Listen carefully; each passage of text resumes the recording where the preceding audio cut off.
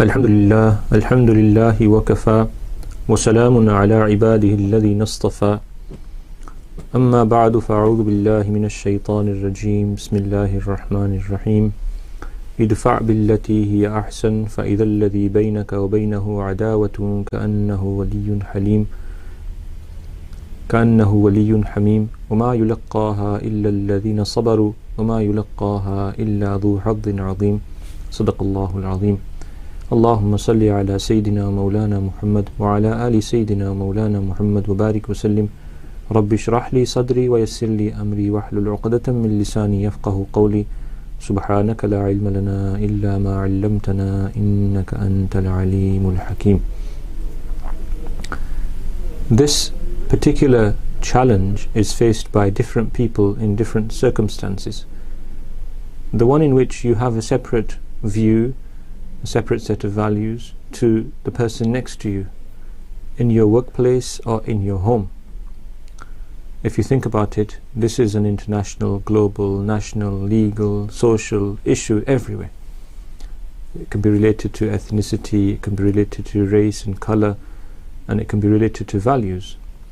Let's take some generic situations which most people will be able to easily relate to. Think of a situation in which one person, and we're not talking necessarily here, we're not talking in the context of religion, we're talking on a broader basis. One person is a vegan and the other is a meat eater. What do they do if they are at table together? Perhaps the vegan or the vegetarian will be offended or upset when they see a person eating meat. Now, I'm not generalizing with vegans and vegetarians, different people have different reasons and outlooks, but this is possible. Vice versa, the person who is eating the meat may not be sensitive to the other person's feelings, and they may want to insist that they share the same meal, or they may cook for them.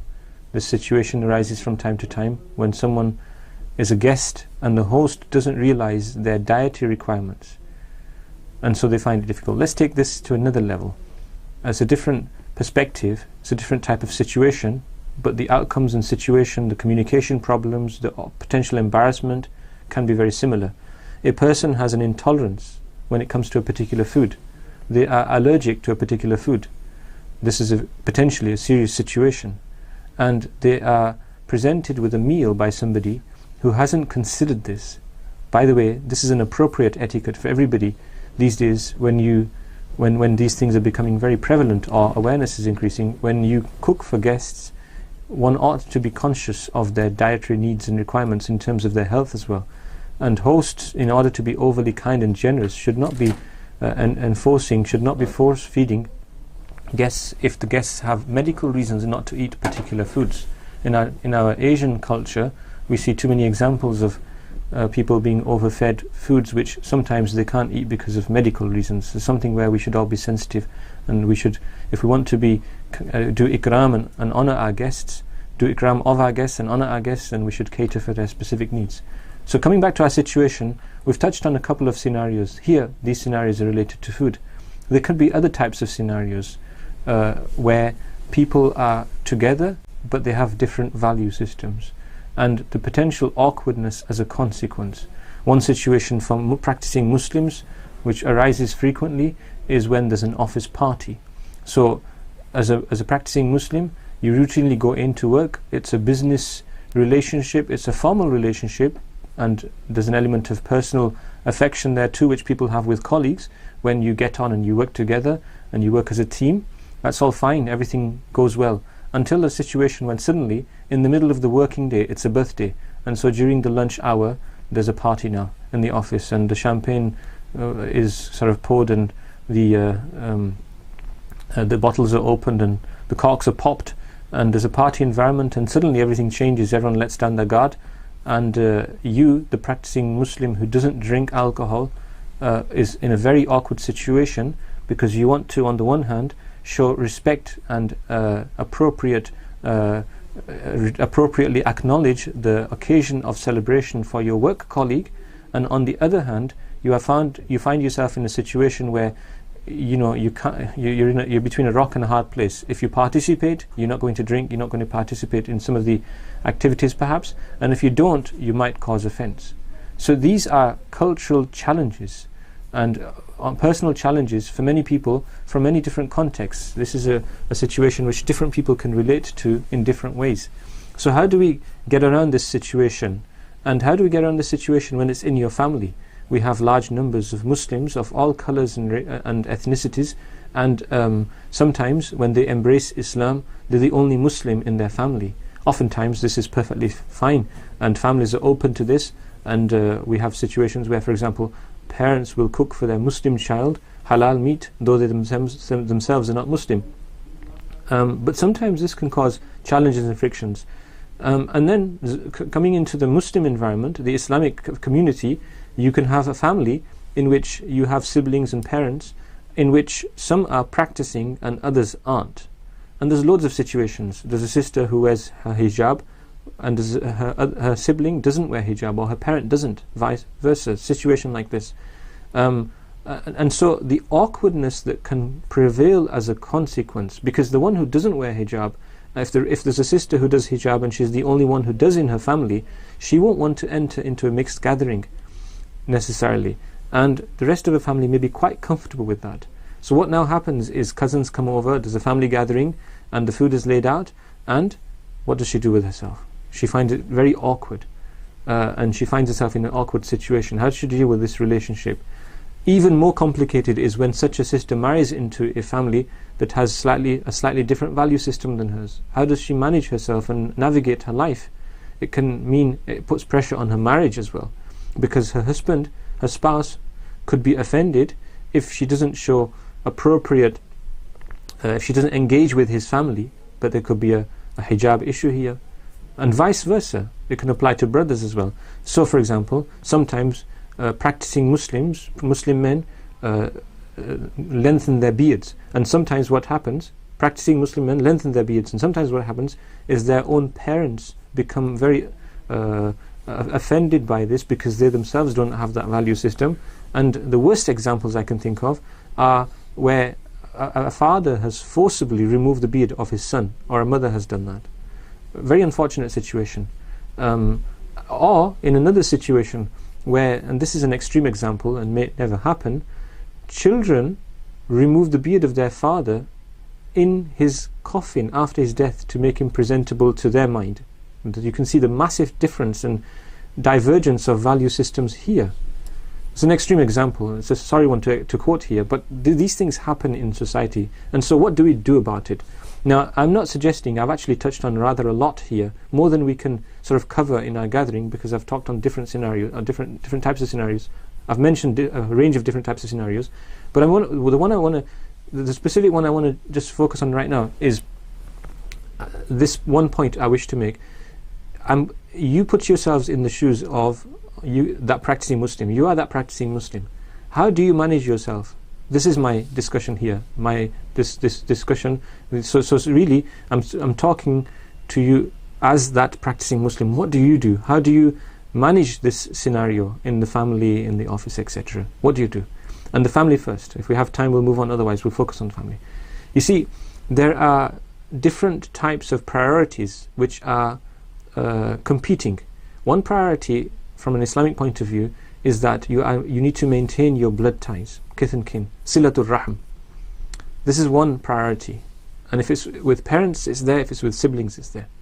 It's one priority. Relatives, maintaining relationships, could be your spouse. The other priority is maintaining your values as a Muslim. Now, in an ideal world, people who don't necessarily practice Islam the way you do, or are not even Muslim, would respect the fact that you have your entitlement, independence and freedom when it comes to your discretion about how you practice your own life. If you want to dress in a particular way, you want to lengthen your beard, or you want to wear a hijab, whatever the situation, that's your entitlement, and neither your siblings nor your parents should be intervening there. They should give you that freedom. It's a legal right, it's a moral right, and it's a common sense thing as well. If you want to practice Islam as a Muslim, as an individual, your parents shouldn't be preventing you forcibly, though they may not themselves prescribe to the Sunnah in the same way. But that doesn't always happen. And so there's two priorities here. You need to maintain your deen, and you need to maintain those relationships. Now, there's some beautiful verses in the Quran, and I'm just going to touch on them. In one place in the Quran, Allah Ta'ala talks about the rights of parents, and then He talks about a situation where we are on two separate ends of the spectrum. The parents are not Muslims, they're mushrik, and the son or daughter is a mu'min, mu'mina. And Allah Ta'ala says, وَإِن جَاهَدَاكَ عَلَىٰ أَن تُشْرِكَ بِمَا لَيْسَ لَكَ بِهِ عِلْمٍ. If they force you to associate with me that of which you have no knowledge, meaning it's not an established fact that there's any associated partner with Allah, so it won't be without any knowledge. It will be without knowledge. If they force you to associate with me that of which they have no knowledge, meaning they force you to do shirk. فَلَا تُطِعْهُمَا, clear statement, then don't obey them. Don't obey mom and dad when they ask you to do shirk. However, in the same verse, وَصَاحِبُهُمَا فِي الدُّنْيَا مَعْرُوفًا, and at the same time, give them good companionship in the dunya. Treat them well in the dunya. As far as your deen is concerned, this continuation, وَاتَّبِعْ سَبِيلَ مَنْ أَنَابَ إِلَيْهِ, follow the path of the one who turns to me. And we find a beautiful example of this in the life of Ibrahim alayhi salatu wasalam. Even when his father disowned him, and he says, وَهْجُرْنِي مَلِيًّا, leave me for a long time. In other words, get away. Ibrahim alayhi salam said words of greetings, of farewell to his father, and he said that he'd do istighfar for him. And so Allah Ta'ala especially mentions that the istighfar that Ibrahim made for his father was an exception to the norm because he'd made a promise. So this distancing yourself from distancing himself from Ibrahim alayhi distancing himself from his father was because of the father disowning the son, not the son disowning the father. And he did with dignity. Ibrahim alayhi separated from his father with dignity and respect, not because he wanted to, but because his father disowned him.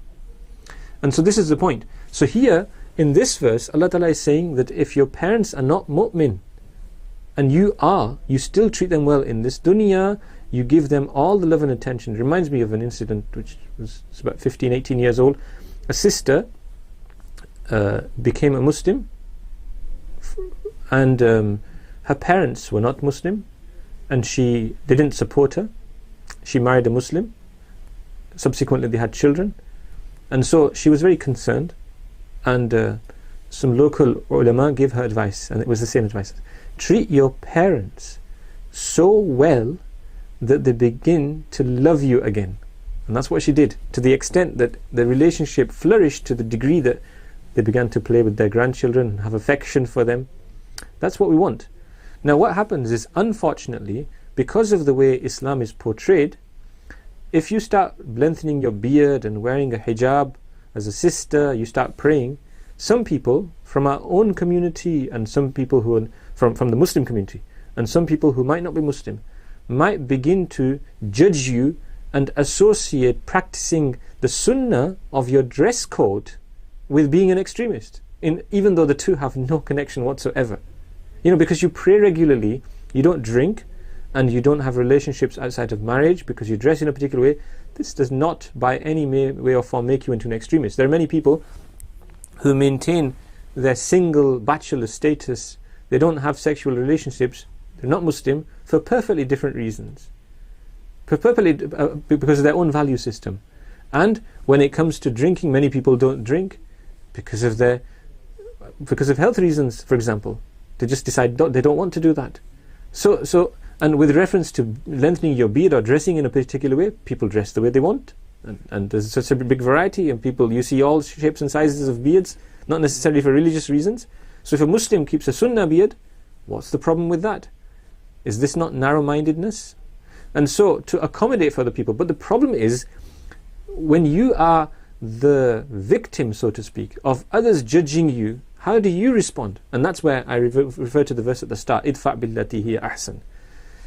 You need to manage yourself in a very, very positive way.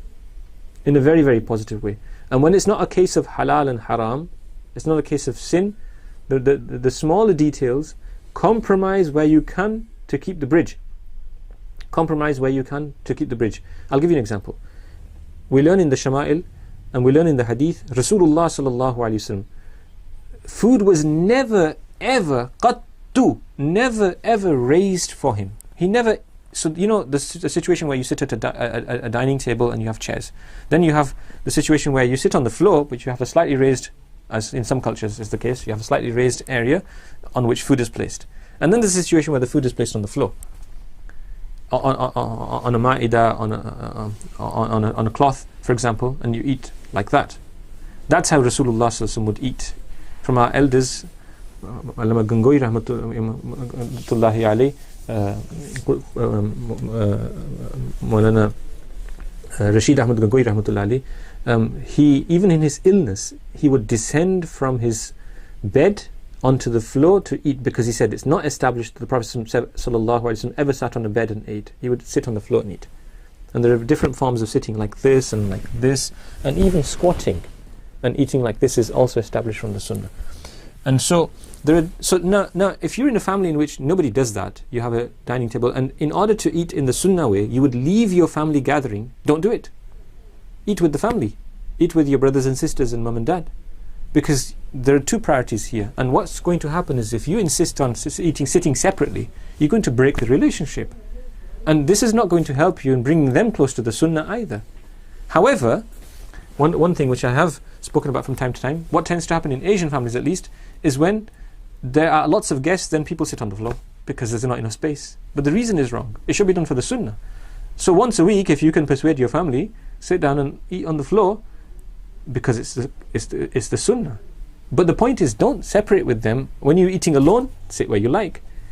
And when you're eating with the family, that relationship. So there are some compromises which you can make when it's not about halal and haram. There are some that you can't make. You must perform salah. You mustn't do things which are not permitted in Islam and there is sin and so forth. And others must accommodate you. And that's where you draw the line. And keeping your dignity and respect and love and affection and the space in your heart, and maintaining a relationship, you still insist on your own values. Time. 1:35. And so, and so, if you handle yourself well in these types of scenarios, and you respond, let's go to this verse. Idfa' billati hiya ahsan. This verse is about when someone says something to you which is offensive, which is harsh, which is difficult to deal with. May Allah grant us tawfiq. We are all challenged regularly in life in situations like this, and we need to respond appropriately. What does the verse say? Idfa' billati hiya ahsan. This is the khuluq of the Quran, that the Quran is teaching. Respond with the better word. Billati hiya ahsan. Someone says something to you which is difficult to deal with, which is harsh, which is unkind. Say something which is better, softer, nicer. Billati, idfa' billati hiya ahsan. Respond with the better word. فَإِذَا الَّذِي بَيْنَكَ وَبَيْنَهُ عَدَاوَةٌ. There and then, the person between whom you and them is enmity, كَأَنَّهُ وَلِيٌّ حَمِيمٌ, will be like a friend that's deeply connected. The Hamim, the person whose heart and your heart are one, your secrets are shared. That kind of friendship. You can turn a situation around in a moment by saying a hard word, a harsh word, and you can do the opposite, saying a gentle word. So when the other person is angry, is difficult, and you respond with a smile or a gentle word or an understanding word, an empathetic word, then you can change the situation for the better. And Allah Ta'ala says, وَمَا يُلَقَّاهَا إِلَّا الَّذِينَ صَبَرُوا. This is not given except to those who have patience. Subhanallah. وَمَا يُلَقَّاهَا إِلَّا ذُو حَظٍّ عَظِيمٍ. And this is not given except to those who have a big share. And on this point, a big share, meaning Allah Ta'ala, their nasib, their share, they have very fortunate people. You know, when you deal with people, all of us have our strengths and weaknesses. As I was walking out of the car in the car park, I walked past, in our central masjid car park just now, I walked past a rose bush, and as it happened, it's in full bloom, my clothing caught on it, and it reminded me of a line of a poem. Roses have thorns, but thorns have roses. It's a longer poem. Poet's called Patience Strong. And this poem, there's some wisdom in this. Basically, it talks about how just as you can look at the negative. If you want to look at the thorns, then you will ignore the flower. You'll think about the thorns and you'll disown the flower, the beautiful bloom of color and fragrance. You just think about the thorns. They're prickly, they're not nice, they're nasty, they catch on your clothes, they can hurt you, they can make you bleed. So you can focus on the thorns and ignore the flower. So you can think that roses have thorns. In other words, roses are not nice. But who would say that?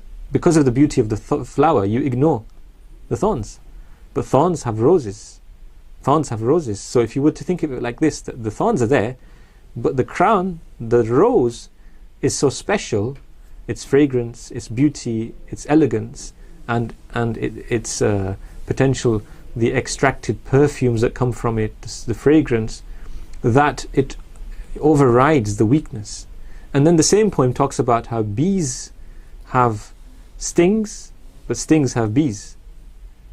The bees that produce honey, they can sting you. But at the same time, how rare it is to be stung by a bee, but how often you eat honey. So this is the attitude, and I'm actually talking about this in the context of people. When we think of other people, if we can focus on the positives of those around us who are opposing us because of our deen as well, in our family, oftentimes other Muslims, then we might be able to win them over, because we don't want it to breed negativity. The last thing you want is, because you are a practicing Muslim, there's a wedge between you and others because they don't acknowledge your Islam. If you now don't find ways into their heart, the situation's only going to get worse. So you need to do your bit, and you need to find ways, and you're going to need a big dose of patience, which the others might not have with you. But over time, they will learn to accept you as you are, if you are steadfast, but also wise and gentle in your approach. So I hope this is useful to somebody out there. I hope it helps, because I know that many people are challenged on these situations. I've not come back to the office theme because we've not had time. I'll just say a word right now. I want to say this briefly. If it's an environment in which you can't go, there are other ways of acknowledging that other person's happiness, by presenting a card or a bunch of flowers or saying a nice word, or even explaining. It's about good communication. Look, I wish you the best, but I want to be excused.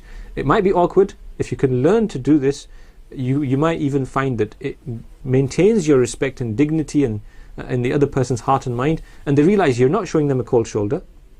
It's not because you're not happy for them, for their occasion of celebration. It's just that you as a person don't usually participate in those types of activities, and you can show your appreciation in other ways. As I say, it could be with a gift or a kind word or a card. And so I hope that helps, and it's also, use it as an opportunity to educate the other person about your value system. That's perfectly acceptable, and it's a way of da'wah as well. نحمده ونصلي على رسوله الكريم أما بعد. ये पैगाम हमारे उन मुसलमान भाइयों और बहनों के लिए है जो ऐसे ख़ानदानों में रहते हैं जिनमें वो अकेले दीन पर अमल करने वाले हैं. मसलन वो अकेले नमाज पढ़ते हैं, वो आप अकेले सुन्नत का इत्तिबा करने वाले, दाढ़ी का एहतिमाम, लिबास का एहतिमाम, या आप अकेली हैं जिनको हिजाब और पर्दे की फ़िक्र है, ख़ानदान में कोई और नहीं है. तो ऐसी सूरत में बाज़ मरतबा बहुत इख्तिलाफ पैदा हो जाता है, दिलों में दूरी पैदा हो जाती है, और ये बहुत मुश्किल मुकाम है. इसमें दो चीज़ें हैं. एक तरफ तो आपने अपने दीन और आमाल की हिफाजत करनी है, अपने अक़ायद और आमाल की हिफाजत करनी है और ज़रूर करनी है, और दूसरी तरफ आपने रिश्ता भी कायम रखना है, और आपने दावत और तबलीग का काम भी करना है. दूसरों के दिलों को नरम करना है ताकि उनके दिल में भी बात उतरे, आपकी मोहब्बत उनके दिल में आए, ताकि वो भी दीन के करीब हों.